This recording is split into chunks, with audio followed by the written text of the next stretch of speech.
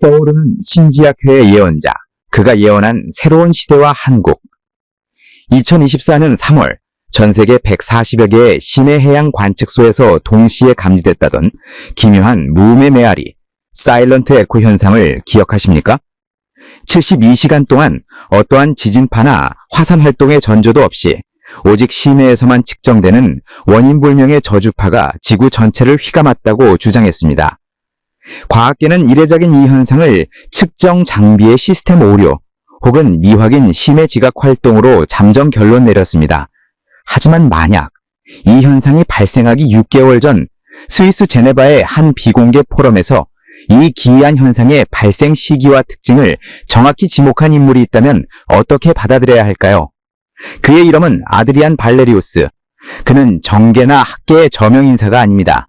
그는 19세기 후반 신비주의와 고대 지혜의 부활을 기치로 내걸었던 신지학회 더 티오소피칼 소사이어티의 맥을 잇는 단체에서 최근 가장 주목받고 있는 미지의 예언가입니다. 발레리우스는 이 무음의 메아리가 지구의 자기장, 즉 지구의 영적 방어막에 균열이 가기 시작한 최초의 신호라고 경고했습니다. 그리고 이것은 다가올 거대한 미래의 변동, 인류가 맞이할 거대한 예언의 서막이라고 말입니다. 발레리우스를 신뢰하는 이들은 그의 예언이 추측이나 예측이 아니라고 단언합니다. 그 근거로 그가 신지학회 내에서도 극소수에게만 구전으로 비전되는 아카식 공명투시, 아카식 레저넌스 뷰잉의 대가라는 점을 듭니다. 이 신비로운 수행은 우리가 아는 일반적인 명상과는 그 차원을 달리합니다. 발레리우스는 이 수행이 의식적으로 자신의 아스트랄체, 즉 영적 신체를 물질적 육신에서 분리하는 것에서 시작한다고 설명합니다. 이렇게 유체화된 의식은 우주의 모든 사건과 생각, 감정이 빛의 파동 형태로 영원히 기록된다는 아카식 레코드의 바다로 항해합니다. 발레리우스의 기록에 따르면 이 상태는 칠흑 같은 우주 공간에 홀로 떠 있는 것과 비슷하지만 그 어둠은 수조개의 빛나는 실로 짜여 있다고 합니다. 이 실 하나하나가 바로 개인 혹은 문명의 과거와 현재, 그리고 가능한 모든 미래의 경로입니다. 대부분의 수행자들은 이 장엄함에 압도되거나 잘못된 실을 건드려 혼란스러운 환영에 빠지게 됩니다. 하지만 핵심은 그 다음입니다. 아카식 레코드는 무한한 정배의 혼돈 상태와 같습니다. 발레리우스가 연마한 공명투시는 이 혼돈 속에서 자신이 원하는 미래의 특정 시간 진동수의 의식을 정확히 조윤하는 기술입니다. 그가 조윤을 시도할 때는 그는 기하학적 빛의 만트라를 암송합니다. 이것은 소리가 아닌 형태를 가진 빛의 언어입니다. 예를 들어 미래의 특정 분쟁과 관련된 정보에 접속할 때는 날카로운 붉은색 팔각형의 빛을 의식 속에서 구현하며 특정 진동의 만트라를 읊조립니다. 이 만트라는 에테르계에 존재하는 인간의 의식에 기생하려는 수많은 저급 영적 존재들의 간섭과 유혹을 차단하는 강력한 방화벽 역할을 합니다. 이들의 방해를 이겨내야만 그는 오직 순수한 미래의 정보 흐름, 즉 다가올 예언의 원형에만 안전하게 공명할 수 있습니다. 이 고된 수행을 통해 발레리우스는 사건의 발생 여부를 넘어 그 사건이 일어나는 영적 이유를 투시할 수 있게 되었다고 전해집니다. 그가 무음의 메아리를 지구 영적 균열의 신호로 인색한 것도 바로 이 때문입니다. 그리고 지금 이 미지의 예언가는 이 수행을 통해 인류의 미래에 관한 가장 중대하고도 충격적인 예언을 준비하고 있습니다. 그것은 바로 피할 수 없는 최후의 대결과 그 절망의 끝에 한반도, 즉 한국에 등장할 단 한 명의 구원자, 즉 성인에 관한 이야기입니다. 발레리우스의 예언이 망상이 아니라는 것을 증명하기 위해 우리는 그가 과거에 맞춘 놀라운 기록들을 먼저 살펴볼 필요가 있습니다. 그가 세상에 알려지기 시작한 결정적인 예언은 무엇이었을까요? 아드리안 발레리우스의 아카식 공명투시가 정말로 미래를 꿰뚫어보는 창이라면 그 증거는 그의 과거 기록에 남아있어야 합니다. 그리고 실제로 신지학회 내부 저널과 비공개 포럼의 기록들은 그가 몇 가지 중대한 사건들을 놀라운 정확도로 예지했음을 보여줍니다. 그가 학회의 주목을 받기 시작한 결정적인 예언은 2023년에 발생한 푸른 만개, 에주 블룸 사건입니다. 2023년 5월, 생태학자들은 지구상에서 가장 관련성이 없어 보이는 두 지역, 즉 남미 아마존 열대우림의 특정 구역과 시베리아 타이가의 동토지대에서 유전적으로 아무런 연관이 없는 두 종의 푸른 이끼가 동시에 만개하는 기현상을 보고했습니다. 과학계는 이를 우연히 발생한 독립적인 생태 변이로 설명하려 했지만 발레리우스는 이 현상이 일어나기 1년 전에 지구의 의식, 즉 가이아가 인류에게 보내는 마지막 경고 신호가 푸른 세계 형태로 발현될 것이라고 예언했습니다. 그는 이 푸른 만개가 지구가 스스로의 생명활동 주기를 강제로 조인하려는 시도였으며 인류의 파괴적인 활동에 대한 가시적인 슬픔의 표현이라고 해석했습니다. 더욱 충격적인 것은 그가 현대사회의 구체적인 위기들을 암시한 기록들입니다. 그는 2020년 이전의 내부 기고문에서 동유럽에서의 거대한 불씨가 특정 시기에 발화될 것을 경고했습니다.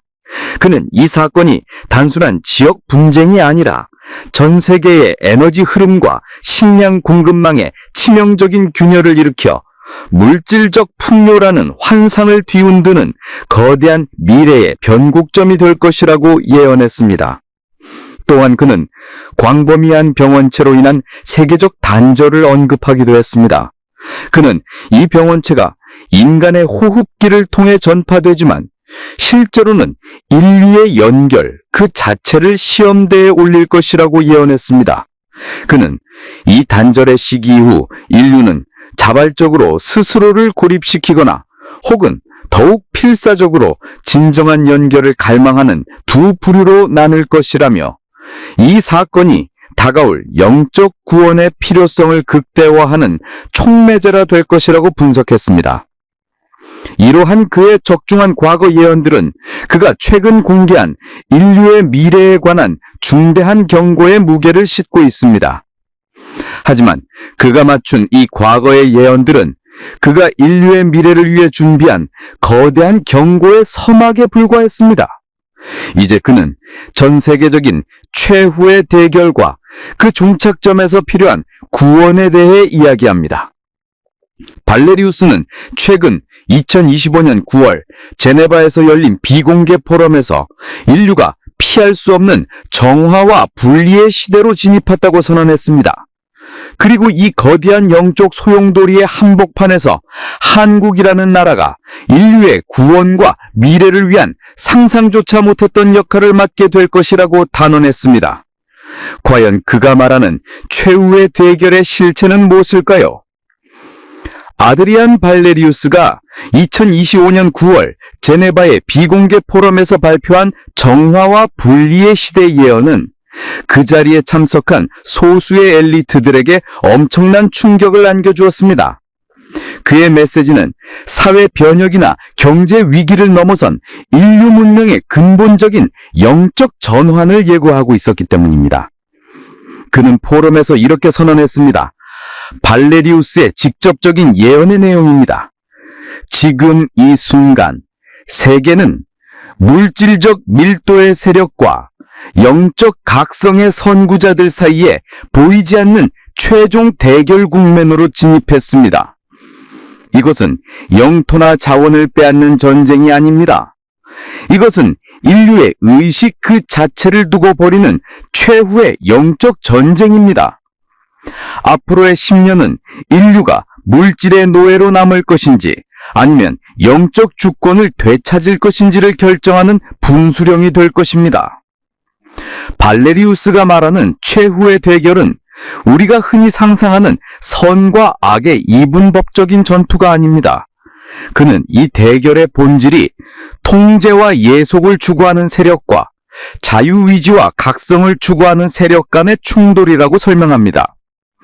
그가 지목하는 통제와 예속의 세력은 특정 국가나 비밀 조직만을 의미하지 않습니다. 그것은 인류를 오직 물질적 욕망과 공포에 묶어두려는 거대한 의식의 집합체입니다. 특히 그는 인간의 통제를 벗어난 인공지능의 어두운 측면이 이 세력의 가장 강력한 도구가 될 수 있다고 경고합니다. 인간 고유의 직관과 영성을 불필요한 것으로 치부하고 모든 것을 데이터와 알고리즘의 통제하에 두려는 흐름이 바로 이 물질적 밀도의 세력의 핵심 전략이라는 것입니다. 이 예언이 더욱 심각하게 다가오는 이유는 발레리우스가 이 최후의 대결이 이미 물질계 너머에서도 시작되었다고 주장하기 때문입니다. 그의 설명에 따르면 현재 지구는 영적으로 매우 불안정한 주기에 접어들었습니다. 물질계와 바로 그 다음 차원인 영계, 즉 아스트랄계 사이의 장벽인 베일이 역사상 그 어느 때보다 얇아지고 있습니다.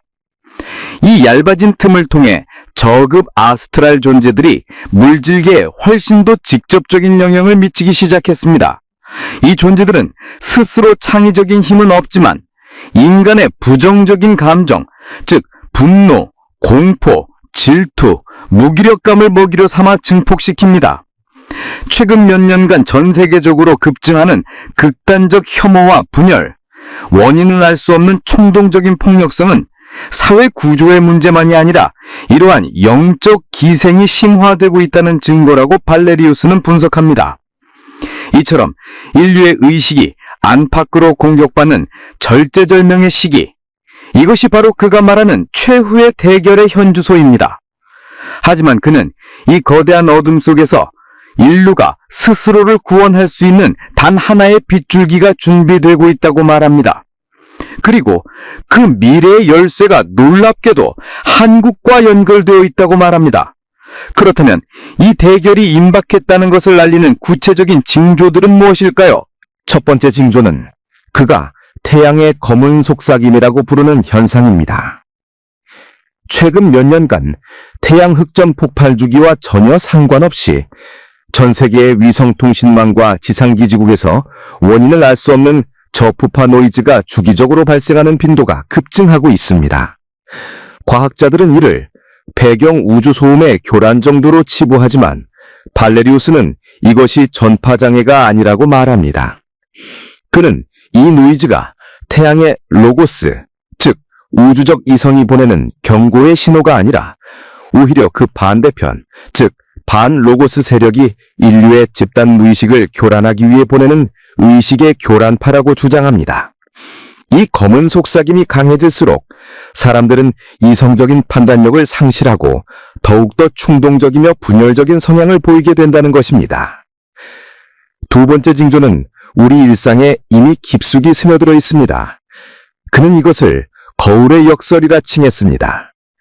인류는 진실을 보기 위해 디지털 스크린이라는 거울을 사용합니다.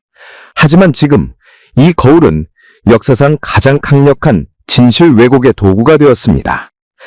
발레리우스가 지목하는 것은 인공지능이 생성한 가짜 현실, 즉 딥페이크와 정교한 가상 정보들입니다. 그의 예언에 따르면 머지않아 AI가 생성한 가짜 현실이 실제 현실을 압도하기 시작하는 시점이 올 것입니다. 사람들은 자신이 본 것을 믿지만 그들이 보는 대부분의 것은 통제 세력에 의해 의도적으로 설계된 환영일 수 있습니다. 진실과 거짓의 경계가 무너지는 것, 이것이 바로 의식의 전쟁이 본격화되었음을 알리는 두 번째 징조입니다. 마지막 세 번째 징조는 가장 기이하고도 근원적인 현상입니다. 땅의 기억상실. 발레리우스는 조만간 특정 고원지대, 특히 영적으로 성지라 불려온 안데스 산맥의 고원이나 티베트 고원 일대에서 지진이나 화산활동 같은 물리적 충격 없이 그 지역의 자기장이 일시적으로 소멸되는 현상이 관측될 것이라고 예언했습니다. 그는 지구의 자기장이 생명체를 보호하는 물리적 방패막일 뿐 아니라 지구의 모든 기억, 즉 아카식 레코드의 일부를 붙잡아두는 영적 닻이라고 설명합니다. 이 자기장이 소멸되는 현상은 물질적 밀도의 세력이 인류의 고대 기억과 영적 뿌리를 의도적으로 삭제하려는 시도이며 이는 미래의 구원을 막기 위한 최후의 발악이라고 해석합니다. 태양의 속삭임, 현실의 왜곡, 그리고 땅의 기억상실, 이 절망적인 징조들이 인류의 미래를 잠식하는 20대, 발레리우스는 인류의 의식이 이 모든 것을 조율하고 정화할 단 하나의 존재, 즉 위대한 조율자, 구세주를 필사적으로 갈망하게 될 것이라고 말합니다. 그리고 그 성인이 출현할 장소로 그는 망설임 없이 한반도, 한국을 지목했습니다. 왜 하필 한국일까요?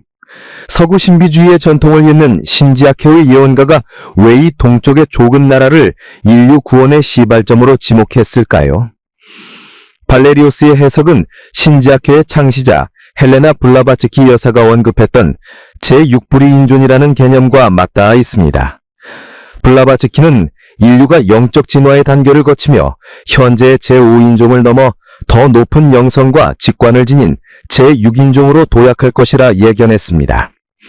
발레리우스와 비롯한 현대 신지학회의 해석자들은 이 새로운 인류의 씨앗이 발아할 장소가 바로 한국이라고 주장합니다. 지정학적으로 한국은 거대한 음의 기운을 상징하는 대륙 세력과 역동적인 양의 기운을 상징하는 해양 세력이 가장 격렬하게 충돌하는 지점입니다. 이 극단적인 에너지의 충돌과 긴장 속에서 역설적으로 모든 것을 조화시키고 하나로 통합하는 제3의 에너지, 즉 영적 태극의 기운이 잉태된다는 것입니다. 인류의 미래를 열 새로운 구원 에너지가 바로 이 한국 땅에서 시작된다는 예언입니다. 발레리우스는 이 구세주가 등장함을 임박함을 알리는 두 가지 결정적인 징조가 한국에서 나타날 것이라고 말합니다. 첫 번째 징조는 참용의 포효입니다.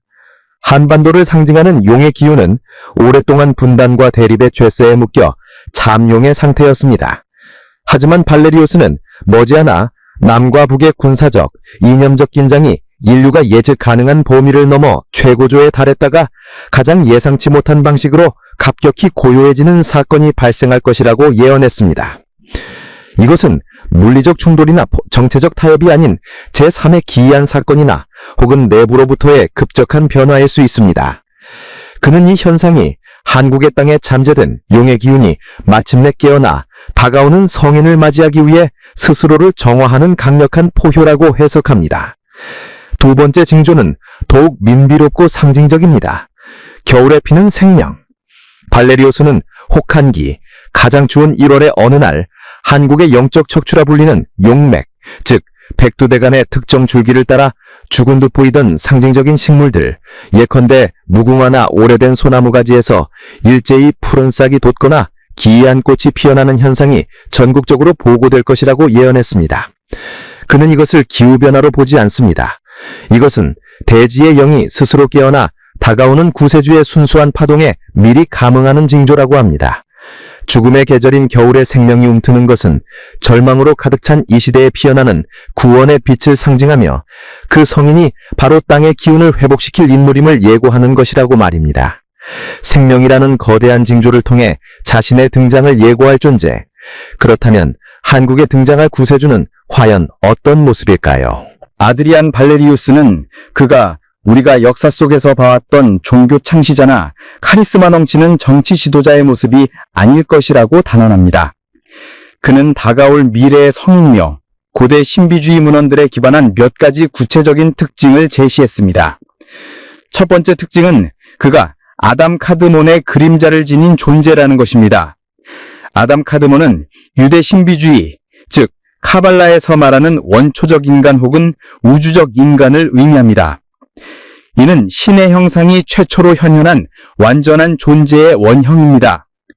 발레리우스는 한국의 구세주가 바로 이 아담 카드몬의 본질, 즉 분열되기 이전의 완전한 인류 의식의 원형을 회복한 존재라고 설명합니다. 흥미롭게도 이는 동양 사상, 특히 도가에서 말하는 진인, 즉 우주의 도와 합일한 참된 인간의 개념과도 정확히 일치합니다.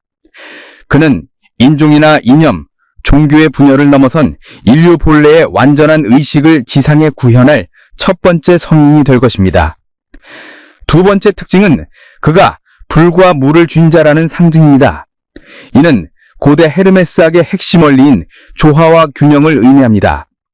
여기서 불은 꺾이지 않는 의지와 열정, 지성을 상징하며 물은 모든 것을 포용하는 감정과 자비, 직관을 상징합니다. 발레리우스는 이 구원자가 극단적인 분노나 연민, 그 어떤 감정에도 휩쓸리지 않고 오직 우주적 질서에 따라 행동할 것이라 예언합니다. 옛 신비주의 경전의 표현을 빌리자면 그의 눈은 불꽃같이 진실을 꿰뚫어 보나 그의 마음은 깊은 바다와 같이 고요하여 모든 것을 담으리라. 그는 이 두 가지 상반된 에너지를 완벽하게 조화시켜 분열된 세상을 치유할 미래의 힘을 사용합니다. 세 번째 특징은 그의 활동 방식입니다. 그는 침묵으로 말하는 목소리입니다. 이 구세주는 광장에 서서 대중을 선동하거나 하늘을 가르는 기적을 행하지 않을 것입니다. 그는 오히려 사람들 사이에 조용히 존재할 것입니다.